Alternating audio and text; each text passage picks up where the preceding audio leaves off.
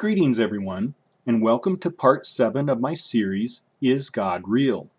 In part 7, we are going to talk about the sign of signs that starts with May 14th of this year, 2014, and all of the signs that are connected to it. This is the sign of signs. I call it that because it's a sign made up of a bunch of other signs. There is only one date that I have left on this sign, that is October 5th. I believe it's the only one that's relevant. I do not believe the other dates have any significance in this sign. One of the first signs that I'd found was this one on May 14th. There was a whole list of things happening on this day, and it was 7 years to the day from this sign at the end, which I thought could be showing us Satan, the Antichrist, and the false prophet being caught.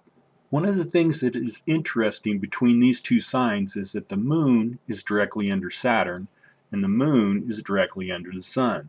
Now, I'm not positive about what this means, but I think it is like a timestamp saying that Satan is going to have the beginning of the 7 years, and by the end of it, God's going to be back in control. The other sign that was connected to this sign was Revelation 12:1's great sign, and it was 1,290 days to the day between these two signs. Now that meant that the abomination of desolation would have started on the great sign, but about a week before May 14th, it was obvious that something was wrong. So I came back to this point in time and I started looking around again for other signs to see if something was there, and 12 days after the May 14th, on May 26th, which is Ascension Day, I found these three signs. At that same time, I went 7 years from these three signs looking for something, and I found this sign, which is very similar to this one, and it just happened to be 12 days after that. We have a grouping of 3 again, just like the one up here.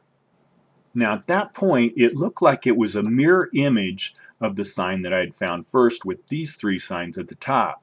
But if that was true, then this needed to move down 12 days, and the abomination of desolation needed another sign that also had to count 1,290 days from this sign. Here's a close-up of Ophiuchus. You can see him right here, comes down across here. He holds serpents, that's in 2 parts, so he's the serpent bearer. Now Ophiuchus is one of 13 constellations that crosses the ecliptic. The ecliptic is where we see the sun, the moon, and the stars travel around the sky. Now the other 12 constellations that are on the ecliptic you know about. You see the woman's legs over here, here's the scales, here's the scorpion, here's the rider on the horse. And Ophiuchus is the 13th one. It's only one of the 13, and it only crosses right at this one little point. And on October 5th, Saturn just happens to be crossing this point. Now Saturn takes 29 years to go around the sun, so it's very interesting that it's crossing Ophiuchus the serpent bearer at this point. And that's because in Revelation 12, where we're getting these signs located is where Satan is cast out into the earth. So it's just a guess of mine that this might be where Satan gets bound to the earth.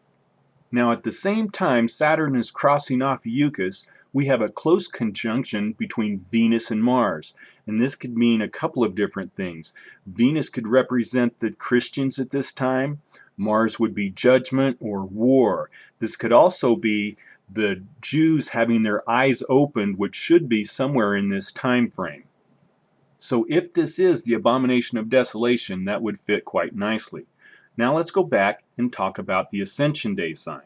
As I had mentioned in a previous video, I no longer believe the signing of the covenant is what starts the 7 years anymore. This sign is part of the reason that I believe it's the rapture or an ascension that starts the 7 years. By the end of the 7 years, I believe this sign is showing us that Satan is either caught or contained. Now in this Ascension Day sign, you see a change from one dimension to another, which is what's going to happen when we are raptured away. And the first place we're going to go is the throne room of God.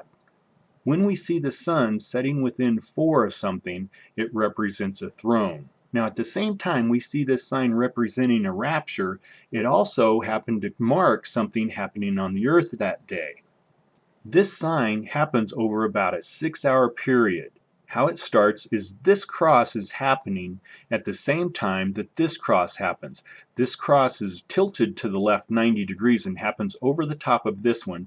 And then 6 hours later, it's still going on while it happens over the top of this sign. So this was a timed sign, and is what was happening on the earth during the time that this sign was happening that is so interesting.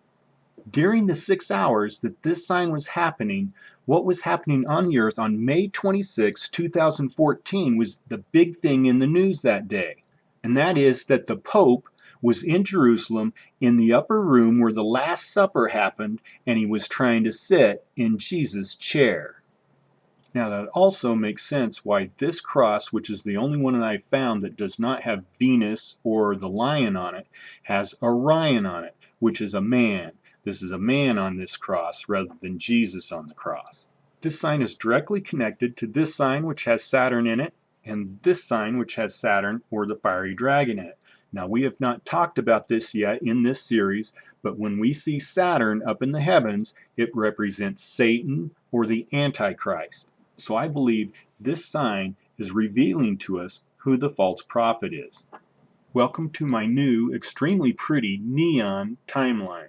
Here you can see the sign of signs in the blue at the start, in the middle, and out at the end. Here you can see the abomination of desolation and the count through Daniel 12:11, 1,290 days to this grouping of 3. Now it was counting from the great sign to this grouping of 3. But when it moved 12 days down to these 2, it also threw out Revelation 13:5's 42 months. That was also counting from the great sign to this grouping of 3. But once that moved 12 days, it did not work anymore. That is how precise these counts are. Just moving it 12 days to these 2 signs through Revelation 13:5 completely out of alignment. That 42 months would not count between these 2 signs. So I had to go out and try to find out where it was located. At that time, I didn't even know what I was looking for. I just started scrolling through Stellarium looking for anything, and I ran across this sign, which is Deshubba and Mercury having a close conjunction. Here is a close-up of the Mercury-Deshubba conjunction. Deshubba is the center star in the Scorpion, and its name literally means forehead. At that point, I thought of Revelation 13:3. And I saw one of his heads as it were wounded to death, and his deadly wound was healed. So if this sign is marking that event of the deadly wound that was healed, could it be possible that this event would mimic Jesus being killed on the cross and 3 days later being raised from the dead? And if that is so, maybe 3 days before this, we could find some other sign. Exactly 3 days before that sign, I found this, which is the moon eclipsing the little forehead star of the constellation Cetus, which is the water dragon. That brings us back to Revelation 13 again. And I stood upon the sand of the sea and saw a beast rise up out of the sea.